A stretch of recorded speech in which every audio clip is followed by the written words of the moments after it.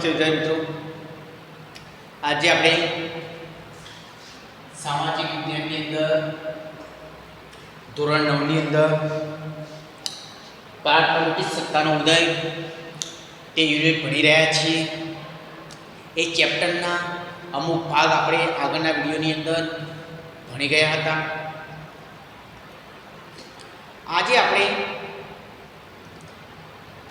નવા એક ભાગ સાથે મુલાકાત કરીએ છીએ। લેક્ચર નંબર 3 છે। તો વિદ્યાર્થી મિત્રો, અગાઉ આપણે બ્રિટિશ સત્તાની અંદર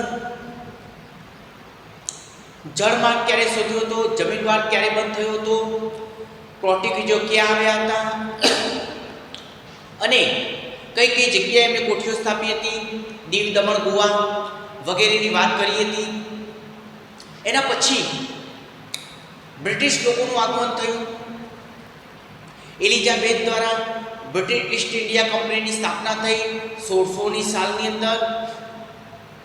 તેમણે સૌપ્રથમ સુરત, ભરૂચ, અમદાવાદ જેવા નાના નાના પ્રાંતો પર કોઠીઓ સ્થાપી। એના પછી ચેન્નઈ, કોલકાતા વગેરે જેવી મોટી મોટી જગ્યાઓ પર તેમને કોઠીઓ સ્થાપવાનું ચાલુ કરી નાખ્યું। એના પછી તેમને વડું મથક મુંબઈ તરીકે જાહેર કર્યું અને પછી તે નવા નવા પ્રાંતની અંદર તેમને પોતાના જે મરી મસાલા, રેશમી કાપડ અને જે પણ શારીરિક અને ભૌતિક જરૂરિયાત માટેની જે પણ ચીજ વસ્તુઓ માટે ભારતમાં આવ્યા હતા એ તેમ તમામ વસ્તુઓની વેપાર કરવા લાગ્યા હતા। એના પછીની વાત કરીએ તો બ્રિટિશ ઈસ્ટ ઇન્ડિયા કંપનીની સ્થાપના 1600ની અંદર થઈ ગઈ હતી। એની સામે પોર્ટુગીઝો, ડચો, હોલેન્ડના કોઈ પણ વિદેશી પ્રજાઓ સમકક્ષ ઊભી રહી શકી નહોતી, પરંતુ ફ્રેન્ચો એની સામે વિરોધાભાસમાં આવ્યા હતા, કોમ્પિટિશનમાં આવ્યા હતા। કઈ રીતે? તો વિદ્યાર્થી મિત્રો, બ્રિટિશ ઈસ્ટ ઇન્ડિયા કંપનીની સ્થાપના થઈ, એના પછી એમને કોઠીઓ સ્થાપી। એના પછી યુરોપનો એક એવો પણ દેશ હતો જે બીજા દેશો કરતાં અલગ તરી આવતો હતો અને એક તાકાતવર દેશ તરીકે જાણીતો હતો। તો બ્રિટિશ ઈસ્ટ ઇન્ડિયા કંપનીની સામે કોઈ બીજા યુરોપના દેશો ટકી શક્યા નહીં। માત્ર ફ્રેન્ચ જ એવો દેશ હતો જે એની સામે ટકી શક્યો હતો। તો એ ફ્રેન્ચે કઈ કઈ જગ્યાઓ પર કોઠીઓ સ્થાપી હતી, કઈ સાલમાં સ્થાપી હતી અને ઈસ્ટ ઇન્ડિયા કંપની સામે જે વિરોધ કર્યો હતો, જે કોમ્પિટિશનમાં ઉભ્યા હતા, તેનું પરિણામ શું આવ્યું હતું, તેનું રિઝલ્ટ શું આવ્યું હતું, એ આજે આપણે જાણવાનું છે। એના પછી આપણા જે રાજાઓ સાથે કયું યુદ્ધ થયું હતું પ્રથમવાર, તેની પણ વાત કરવાની છે। તો ચલો જોઈ લઈએ એક વાર। તો બ્રિટિશ ઈસ્ટ ઇન્ડિયા કંપનીની સ્થાપના એલિઝાબેથે કરી હતી। સુરત, ભરૂચ, અમદાવાદ જેવા નાના નાના નગરોની અંદર તેમને કોઠીઓ સ્થાપવાનું શરૂ કરી નાખ્યું હતું। એના પછી ચેન્નઈ, કોલકાતા વગેરે જેવા મોટા શહેરો હતા, મોટા પ્રાંત હતા, તેમાં તેમને કોઠીઓ સ્થાપવાનું શરૂ કરી નાખ્યું। તો એમની સામે વિરોધની અંદર કોમ્પિટિશનમાં ઉભા રહેવાવાળી એક ટીમ જાહેર થઈ। એનું નામ શું હતું ભાઈ? ફ્રેન્ચ। ફ્રેન્ચો યુરોપમાંથી આવી અને જે અંગ્રેજો હતા એની સામે કોમ્પિટિશનમાં ઊભા રહ્યા હતા। તો વિદ્યાર્થી મિત્રો, તમે અહીંયા જોઈ શકો છો, ભારતનો વેપાર કરવા માટે ફ્રેન્ચ ઈસ્ટ ઇન્ડિયા કંપનીની સ્થાપના કોના દ્વારા, ક્યારે થઈ હતી અને કયા સ્થળો હતા જ્યાં આગળ તેમને આ કોઠીઓ સ્થાપી હતી? તો ચલો એક નજર નાખી દઈએ તેની સામે। તો 1668માં ભારતમાં ફ્રેન્ચ ઈસ્ટ ઇન્ડિયા કંપનીનું આગમન થઈ ગયું હતું અને 1600ની વાત કરીએ તો એ અંગ્રેજોની કંપની હતી, બ્રિટિશ ઈસ્ટ ઇન્ડિયા કંપની। બે કંપનીઓએ વેપાર અર્થે ભારતની જમીન ઉપર ભાગ ભજવ્યો હતો, એક બ્રિટિશ ઈસ્ટ ઇન્ડિયા કંપની અને બીજી ફ્રેન્ચ ઈસ્ટ ઇન્ડિયા કંપની। આ બંને પૂર્વની કંપનીઓ તરીકે મહત્વનો ભાગ ભજવ્યો હતો। તો બ્રિટિશ ઈસ્ટ ઇન્ડિયા કંપની હતી એના વિશે તો અગાઉના લેક્ચરમાં આપણે ભણી ચૂક્યા છીએ। આજે આપણે ફ્રેન્ચ ઈસ્ટ ઇન્ડિયા કંપની કયા કયા સ્થળોએ ભાગ ભજવ્યો હતો, કઈ સાલમાં ભજવ્યો હતો અને કેવી એની રૂપરેખા હતી એના વિશેની વિસ્તૃત માહિતી મેળવી. તો 1668માં તેનું આગમન થઈ ગયું હતું, જેને માહે, કરાઈકલ, પોંડિચેરી, ચંદ્રનગર, મછલીપટ્ટમ વગેરે જેવા સ્થળો પર તેની હુકુમત જાહેર કરી દીધી હતી. એટલે કે તમામ સ્થળો પર તેને કોઠીઓ સ્થાપવાનું જાહેર કરી દીધું હતું. પરંતુ સામે કોમ્પિટિશનની અંદર બ્રિટિશ ઈસ્ટ ઇન્ડિયા કંપની પણ મજબૂત પાયો નાખી ચૂકી હતી. તો હરીફાઈમાં તેમને જે માહે, કરાઈકલ, પોંડિચેરી, ચંદ્રનગર અને મછલીપટ્ટમ જેમાં બ્રિટિશ ઈસ્ટ ઇન્ડિયા કંપનીનો પણ પ્રાંત હતો, તેની સામે સામે ફ્રેન્ચ ઈસ્ટ ઇન્ડિયા કંપની પણ કોમ્પિટિશનની અંદર ઊભી રહી હતી, માત્ર વેપારી મથકો સ્થાપવા માટે. તો તે આ 3-4 જે મહત્વના નગરો હતા એના ઉપર જે ફ્રેન્ચ ઈસ્ટ ઇન્ડિયા કંપનીની નજર હતી. હવે સામે વિરોધમાં બ્રિટિશ ઇન્ડિયા કંપની છે, કોમ્પિટિશન બહુ મોટી થાય છે, પરિણામ શું આવે છે એનું આપણે રિઝલ્ટ જોવાનું છે. તો ભારતમાં 1746 થી 1763 સુધીનો જે દાયકો ગણવામાં આવે છે, જે દરમિયાન ગણવામાં આવે છે, તેમાં બ્રિટિશ કંપની એટલે કે બ્રિટિશ ઈસ્ટ ઇન્ડિયા કંપની અને ફ્રેન્ચ ઈસ્ટ ઇન્ડિયા કંપની વચ્ચે સત્તા સ્થાપવામાં 3 વિગ્રહ થયા હતા. કયા વિગ્રહ? કર્ણાટક વિગ્રહ. સાહેબ, વિગ્રહ એટલે શું? વિગ્રહ એટલે ભાગ પાડવામાં આવ્યા હતા. કારણ કે બંને યુરોપની પ્રજાઓ હતી, બંને એજ્યુકેશનમાં આગળ હતી, બંને માનસિક રીતે પણ એક સચોટ ભાવ ધરાવતી હતી, જેના કારણે અંગ્રેજોને ખબર કે અમારી સાથે કોમ્પિટિશનમાં ઊભા રહેશે અને અમારે ભારત ના છોડવું પડે, જેના કારણે આમના અમુક પ્રાંતો આપી દઈશું તો એ અમારી સાથે જે કોમ્પિટિશન કરે છે એ કોમ્પિટિશન નહીં કરી શકે અને સમગ્ર પ્રાંતમાં અમારો એકલો જ ઝંડો ગાડી શકાશે. તો વિદ્યાર્થી મિત્રો, બ્રિટિશ ઇન્ડિયા કંપનીએ વિગ્રહ કર્યો. વિગ્રહ થયા કર્ણાટકમાં 3 વિગ્રહ થયા હતા. બરાબર? ક્યારે? 1746 થી 1763 દરમિયાન. જો પ્રશ્ન પૂછાય કે કર્ણાટકમાં 3 વિગ્રહ કઈ સાલ દરમિયાન થઈ ગયા હતા, તો 1746 થી 1763 દરમિયાન. આ એક વસ્તુ યાદ રાખજો. પરંતુ ફ્રેન્ચ ઈસ્ટ ઇન્ડિયા કંપનીનો પરાજય થતો બ્રિટિશ કંપનીનો રાજ્ય વિસ્તાર મોકળો થઈ ગયો. એટલે કે પ્રાંતોના ભાગ પડ્યા, વિગ્રહો થયા, પરંતુ બ્રિટિશ ઈસ્ટ ઇન્ડિયા કંપની એટલી મજબૂત હતી, અંગ્રેજો એટલા મજબૂત હતા, જેના કારણે જે ફ્રેન્ચ કંપની હતી એ કોમ્પિટિશનમાં એમની સામે ઊભી રહી શકી નહીં અને તેને પરાજય મહેસૂસ કરવો પડ્યો. એને પરાજય હાર કબૂલવી પડી અને તેને પછી જે તે નાના મોટા પ્રાંત હતા તેના ઉપર વેપાર કરવાનું શરૂ કર્યું અને તે જે અંગ્રેજોની કંપની હતી, બ્રિટિશ ઈસ્ટ ઇન્ડિયા કંપની, તેની સામે કોમ્પિટિશન ના કરી શકી. તો સૌથી વધારે ખુલ્લા રસ્તા મળી ગયા હોય તો એ હતા અંગ્રેજોની બ્રિટિશ ઈસ્ટ ઇન્ડિયા કંપનીને. તો ફ્રેન્ચ ઈસ્ટ ઇન્ડિયા કંપનીનો પરાજય થયો, હાર થઈ, બ્રિટિશ ઇન્ડિયા કંપનીનો રાજ્ય વિસ્તાર મોકળો થયો. એટલે કે જેટલા પ્રાંતો એના હતા વેપારી કોઠીઓ સ્થાપવાના, એ પ્રાંતો મોકળો થયો, તેનો ભાગ એટલે વિસ્તાર વધ્યો, વિપુલ પ્રમાણમાં વિસ્તાર વધી ગયો. જેટલા ભાગો જે ફ્રેન્ચો જોડે હતા એ પણ એને મહત્વના મેળવી લીધા, જેના કારણે હવે તેનું અધિપત્ય છે જે ભારતમાં જે વેપાર અર્થેનું એ મહત્વનું ગણવામાં આવે. તો વિદ્યાર્થી મિત્રો, ભારતની અંદર વેપાર અર્થ માટે જે મહત્વકાંક્ષા લઈને આવ્યા હતા ઘણા બધા દેશો, પોર્ટુગીઝો હતા, ડચો હતા, જે બ્રિટિશ કહેવાય છે અંગ્રેજો હતા, સાથે સાથે ફ્રેન્ચો પણ હતા, પણ એમાં મજબૂત પાર્ટીઓ ગણવામાં આવતી હતી. તો બ્રિટિશ અને ફ્રેન્ચ અને બંને એકબીજા સામે કંપનીઓ સ્થાપી હતી વેપાર કરવા માટે, પરંતુ અંગ્રેજોએ ફ્રેન્ચોને ઊભા રહેવા દીધા નહીં, કોમ્પિટિશન કરવા દીધા નહીં. હરીફાઈમાં ફ્રેન્ચોની હાર થઈ અને ફ્રેન્ચોએ પછી ધીરે ધીરે આપણો દેશ છોડવો પડ્યો હતો. એટલે કે વેપાર કરી શક્યા નહોતા, નાના મોટા પ્રાંતમાં કરતા હતા. પછી એમને પણ લાગ્યું કે હવે આપણી સેલ્ફ રિસ્પેક્ટ ઓછી થઈ રહી છે, જેના કારણે એમણે પ્રાંત છોડ્યા હતા. હવે મહત્વનું પાસું કોણ ગણવામાં આવ્યું ભાઈ? બ્રિટિશ ઈસ્ટ ઇન્ડિયા કંપની એટલે કે અંગ્રેજોને ગણવામાં આવ્યા. હવે મહત્વની યુરોપિયન પ્રજા ભારતમાં રહી વ્યાપાર કરવા માટે, તો એ હતી અંગ્રેજ કે બ્રિટિશ કંપની. ઓકે, તો આ હતું એનું માળખું. 1600ની સાલમાં બ્રિટિશ ઇન્ડિયા કંપનીની સ્થાપના થઈ.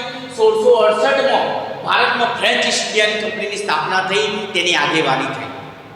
ઓકે, અને એના પછી વિગ્રોહ થયા 1746 થી 1763 દરમિયાન, પરંતુ એની સામે ફ્રેન્ચ ટકી શક્યું નહીં અને ઈસ્ટ ઇન્ડિયા કંપનીનો મહત્વનો ભાગ ગણવામાં લાગ્યો. હવે તેનો પ્રાંત મોકળો થયો, એટલે કે વિસ્તાર વધ્યો, કોન્ફિડન્સ વધ્યો ઈસ્ટ ઇન્ડિયા કંપનીનો, અને તે ધીરે ધીરે ભારતના ઘણા બધા રાજ્યો ઉપર પોતાનો હુકમનો એક્કો ચલાવવા લાગ્યા.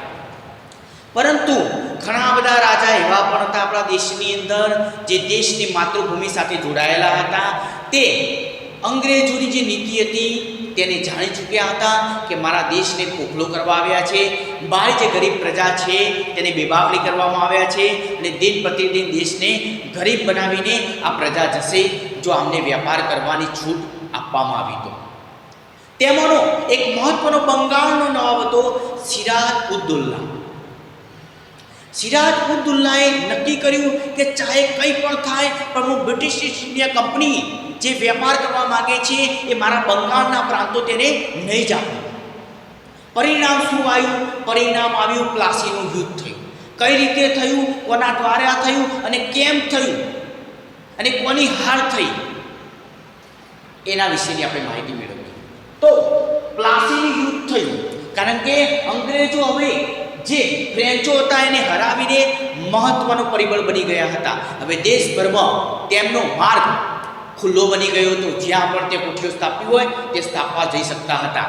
તો ધીરે ધીરે તેઓ આગળ વધવા લાગ્યા, ઘણા બધા દેશમાં જવા લાગ્યા. ધીરે ધીરે બંગાળ સુધી પહોંચ્યા, પણ બંગાળનો જે નવાબ હતો તે મહત્વાકાંક્ષી હતો, તે શક્તિશાળી હતો અને તે ઘણો હોશિયાર પણ હતો, જેને પોતાના દેશને ડૂબતો જોઈ શકતો ન હતો. તો તેને યુદ્ધ જાહેર કર્યું, પરંતુ અંગ્રેજો સામે ઘૂંટના ટેક્યા ન હતા. એમાં શું શું બાબતો છે જરા તેની વાત કરીએ. તો બંગાળમાં સિરાજ ઉદ્દૌલાનું શાસન હતું. જેમ મેં કહ્યું એ પ્રમાણે તે ઉતાવળિયા સ્વભાવનો હતો, એટલે કે પટાક દઈને નિર્ણય લઈ લેતો હતો, ઝટપટ નિર્ણય લઈ લેતો હતો. તે ઘણી બાબતો જેના વિરોધમાં હોય તો પછી તરત જ એની સામે યુદ્ધ કરી દેતો હતો અને એ જે તે રાજા હોય એને પાયમાલ કરીને જમતો હતો. હવે દેશના લોકો સાથે એનો વ્યવહાર કડક હતો. તો વિચાર કરી લો કે યુરોપની જે પ્રજાઓ આવેલી છે, જે આપણા દેશના નાગરિકો નથી, એની સાથેનો વ્યવહાર કેવો હશે? તો આ પ્લાસીના યુદ્ધની અંદર જોવા મળશે. તો તેના ઉતાવળિયા સ્વભાવના કારણે તેના ઘણા વિરોધીઓ હતા. એટલે કે એને લાગતું કે દેશ માટે સારું કાર્ય નથી થઈ રહ્યું. પછી એ કોઈ પણ માણસ હોય અને કેટલા પણ પૈસા આપે, સંપત્તિ આપે, તે ક્યારેય એની સાથે નહોતો ઊભો રહેતો, હંમેશા એના વિરોધમાં જ ઊભો રહેતો હતો. જેના કારણે તેના દુશ્મનો વધી રહ્યા હતા.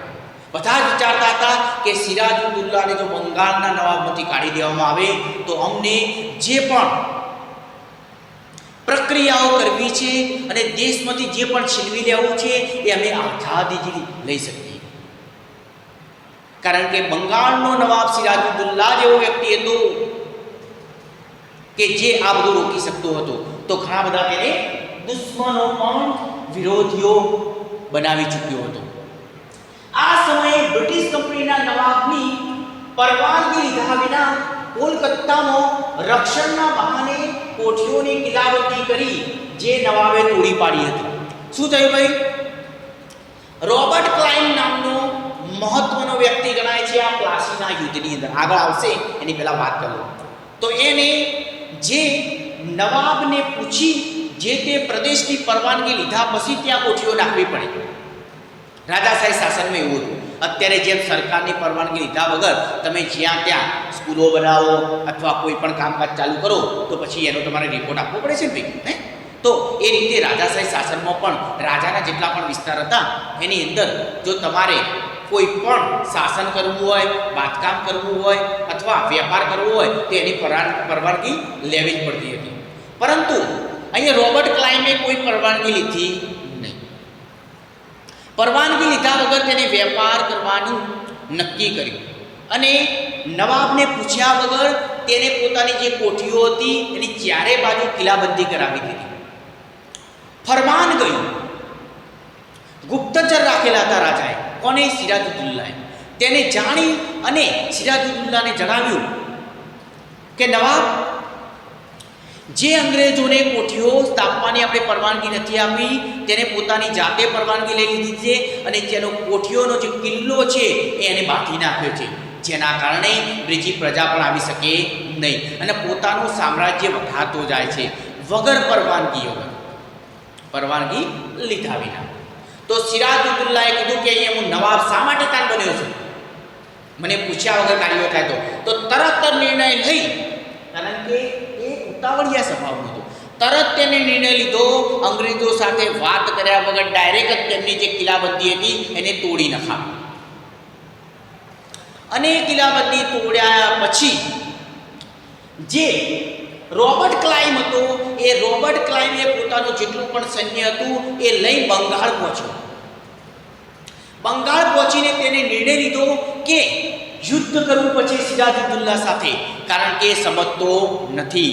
અમે એને ઘણા બધા પૈસા આપવા તૈયાર છીએ, અમારી કોઠીઓ સાથે તેનો ભાગ કરવા તૈયાર છીએ, પરંતુ તે તો અમને નવાબ તરીકે જ્યાં જે તે જગ્યા ઉપર તેનું શાસન ચાલે છે ત્યાં કોઠીઓ સ્થાપવાની પરવાનગી આપતો જ નથી.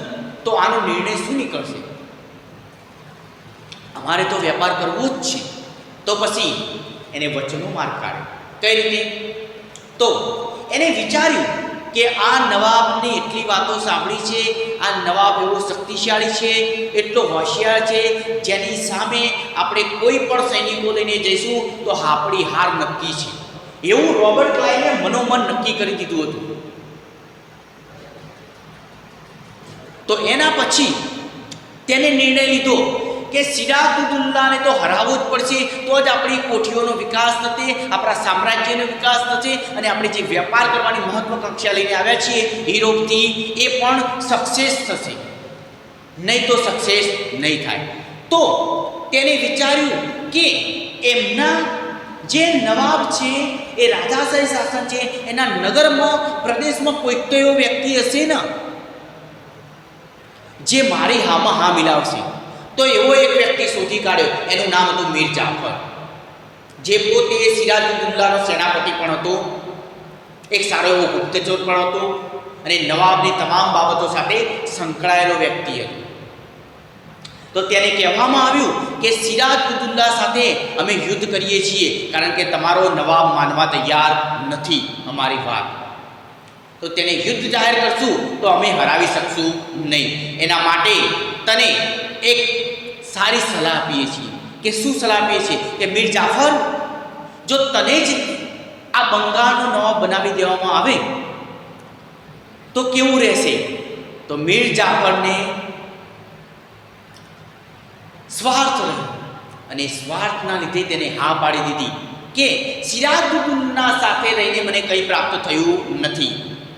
જો હું રોબર્ટ ક્લાઇવ કહે છે એવું ષડયંત્ર રચું અને સિરાજુદ્દૌલા સામે વિરોધાભાસ કરું અને પોતાના રાજા સાથે જ કૂટનીતિ કરું તો મને બંગાળનો નવાબ બનાવી દેવામાં આવશે.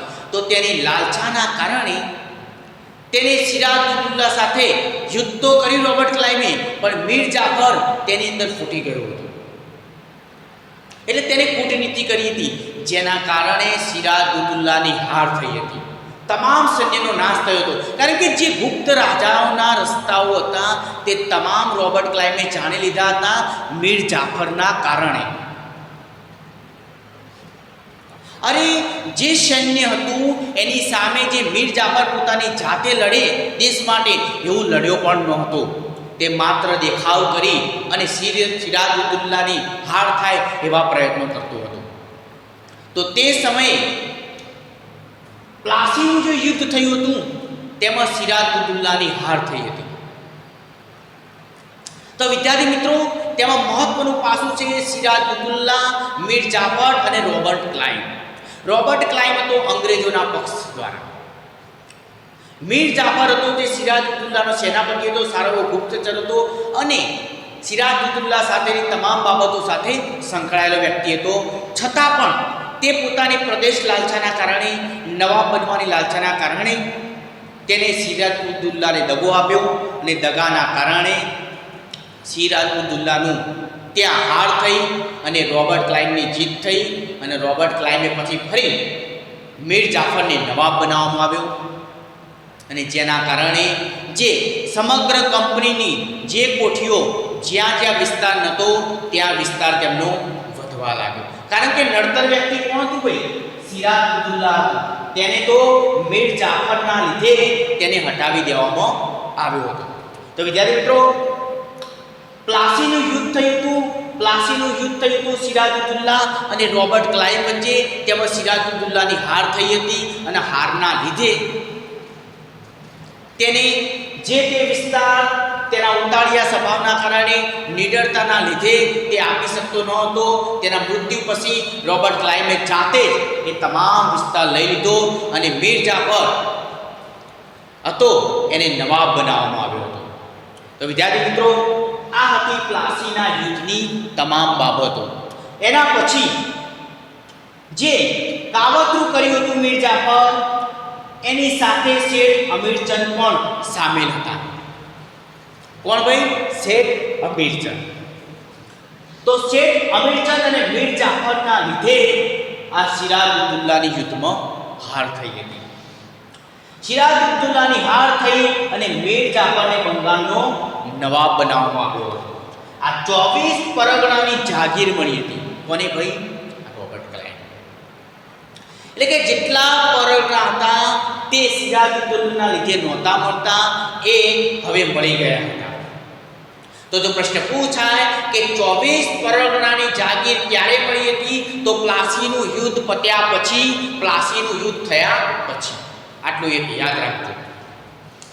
ઓકે, તો સિરાજુદ્દૌલાની હાર થયા પછી મીર જાફર બંગાળનો નવાબ બન્યો.